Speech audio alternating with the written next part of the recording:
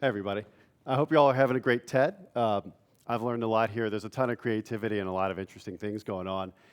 Nick mentioned my last name, Wisdom. One of the things that's funny is with a name like Matt as a first name, there's so many people named Matt that it doesn't get your attention. So people just call you Wisdom when you grow up, which is kind of funny because every now and then somebody says, don't be offended, but why does everybody call you Wisdom? Because they've concluded that it wasn't for the most obvious reason. But anyway, okay, so I was privileged enough to be the IT chair for Mayor Landrieu's transition. I got to work with a group of New Orleanians, about 6 of us, who were very passionate about technology, the city, and really focused on trying to make something interesting happen. And so we were looking at what the Nagin administration had done with technology.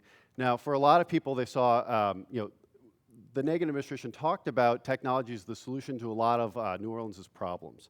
And so nobody knew exactly what had happened. We were the first outsiders to really come in and assess this, and we didn't know what we'd find. In fact, for part of this, we really felt like we were opening Al Capone's vault. What was going to be inside? I mean, it was really not known. And so we looked at a bunch of different stuff, and this is the presentation of those findings. It's actually the first public presentation of the findings. And so here's a theme check for TEDxNOLA. Crisis, did we find crisis? The answer is yes, we found crisis, right? Creativity, check. We found creativity too, but we found creativity like creativity and contracting processes, creativity and accounting processes, creativity and hiring processes. These are not the kind of things that you're looking for creativity. And so really the story today is one about fundamentals, right? Fundamentals are something that, especially in a big organization, a government organization, you need to build creativity off of. And so that's really what I'm talking about today. Now, one of the first things as a transition team that you have to answer is this question, right? What is true? It's not necessarily obvious what's true, okay? Now, we became insiders, but as outsiders, we'd heard a lot of different things. All right, and so I'm curious to see a show of hands for who thinks this is false. Rumor number 1 is outsiders. We had heard that there were no computers in the city hall when Ray Nagin took office in 2002. Who thinks that's false? The answer is that is false, right? There was a functioning mainframe that ran the accounting system. There were other computers in there, but I've heard that rumor more than once. Rumor number 2, and here, by the way, here's a picture of a mainframe just to remind you of how advanced that technology is. All right. Rumor number 2, okay, that City Hall staffers, people who came in to do tech with the city, when they came in, they were told that they tried to connect their computers, that they couldn't get online, they couldn't get a connection. And they asked the manager, and she said, well, I know that we're online because of the E. And they said, well, what do you mean by the E? And she said, well, because of this, that E, right? And that when you press that E, you get this page, right? And that's a web page, and therefore the internet connection is up, okay? So who thinks that rumor is false? Yeah, not a lot of people. I've had 2 different people source that. As far as we know, that rumor is true, okay? Hard to believe. But the fact that when you're going in and looking at the stuff, that's as outsiders. Now, as insiders, we were able to get cooperation from the administration. People wanted to help us for a variety of reasons, not the least of which was I think they wanted to keep their jobs. They wanted to help the city. There were a lot of people who were really passionate about New Orleans. But the answer is that the facts weren't really known. Why weren't they known? Well, a lot of the people who made decisions were gone. We didn't know why decisions had been made. Things weren't documented. It was really an oral history. It was kind of stunning that you couldn't actually answer a lot of basic stuff. It just wasn't there. Some of the recovery stuff is documented, but by and large, it was just sort of flying out there. You're trying to understand. It's all a matter of conjecture or rumor, right? So as a team, we were really passionate about transparency, almost to the point of being extremists. It does a lot of different things. It's a buzzword now, but transparency can give you the data that you need to know if you're doing a good job or a bad job. It gives you the ability to see if people are misbehaving. It gives you the ability to manage, right? And so one of the people on the team, she actually described herself as a member of the Data Liberation Front, which I thought was very funny, but it was very apt and it was very true. And the fact is when we got in there and looked, I mean, we all wanted, the data will set us free and all these ideas. There wasn't a lot of data to liberate. In fact, All right, people, there were scraps of data here and there. You had duplicate systems. Things were overlapped. People would refer to putting things in their database. Now, by database, what they meant was there was a spreadsheet, an Excel file, stored on a user folder somewhere, and that was the database, okay? So when you try and consolidate this and you want to have good data and you want to make good decisions, it's really hard to do because it doesn't exist in any format that's easily consumed, right? And so this is a real challenge. You're coming into a situation with very little data, all right?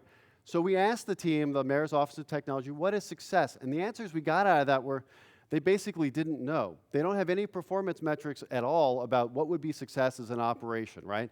This is something that's really hard to believe when you're talking about it.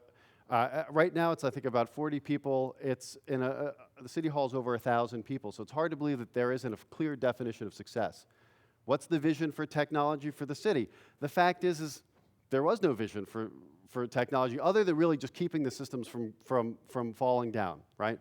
I mean, there's just not a lot of that going on. So you ask this question, which I asked multiple people, are you surprised there hasn't been a catastrophic data loss yet? And the answer I got from people was absolutely. I can't believe that hasn't happened to us yet, right? And when you ask people about the quality of their systems, they tell you this. They're held together with spit and bubble gum. And that's the kind of thing that's like, you hear that over and over again. It's clearly a mantra, and it's the kind of thing that you think is kind of, maybe for like a maverick IT team is funny, you know what I mean, in a small company. But when you consider that we spent over $100 million to get systems that are held together with spit and bubble gum, it's not exactly what we thought we were buying when we went in here, right? Now, they did achieve some things. City Hall did become a Microsoft Office culture. It did become an email culture. There were changes that were made that moved forward that some of the other city agencies outside of City Hall haven't done. But that's a lot of money to spend to get what we've gotten. And consequently, what the people who are in IT are all doing this, right? They're firefighting. Without any strategic goals, they're just putting out one fire after the next. And in fact, during the transition period, City Hall lost IT connectivity. All kinds of other failures happened during that time frame. So let's go back to the mainframe for a minute. Now, the mainframe is the old refrigerator-style computer. It's actually been moved now to like an IBM server. And the IBM server itself, if you were to put together the parts, okay, if you bought them and assemble it yourself, it costs about $10,000. It's basically an Intel CPU and a bunch of hard drives. But the software that you put on it to actually make it pretend to be the refrigerator, that costs $300,000 a year. Right? And we've got people who are programming COBOL, and we're hiring people who are programming this because we're still running on that mainframe. Now, one of the applications on that mainframe is the accounting system, okay? Now, the accounting system is an old system.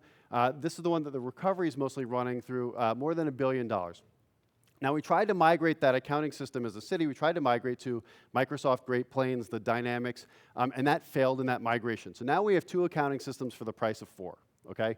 And the problem with this is that the systems itself, all right, they back up to their own hard drive, and because AFIN, the older system, it's a system that's hard to work with in a lot of ways. It doesn't have a sandbox in other environments. What can happen is that people can enter data that more or less they can't unwind, or it can cause corruptions inside the system. And so they'll roll back. So imagine this, okay? If they have a problem with that data, this happens many times a year, they'll roll back. And then, by the way, this is from the time of the transition. Things are changing. This is in May timeframe where this information is coming from. So they'll roll back that accounting system to the last backup of maybe about 3 days, all right, and send an email to City Hall staffers and say, would you please re-enter the transactions you've entered in the last 3 days? Now, you can imagine the errors that you could get when that's going on, right? I mean, good faith, bad faith, who knows what's happening? And then that, by the way, has to sync to the other system. That's the Microsoft system. And we asked a room full of 7 people, how is that sync done? And nobody could answer that question. So that's a real financial risk. The current administration gets this, all right? Now, the payroll system also runs on that mainframe. And the payroll system pays the city, it pays police, it pays fire, okay? And those systems, it backs up to that system. Now imagine this. Imagine if you're running your whole enterprise and backing up to your one computer, okay?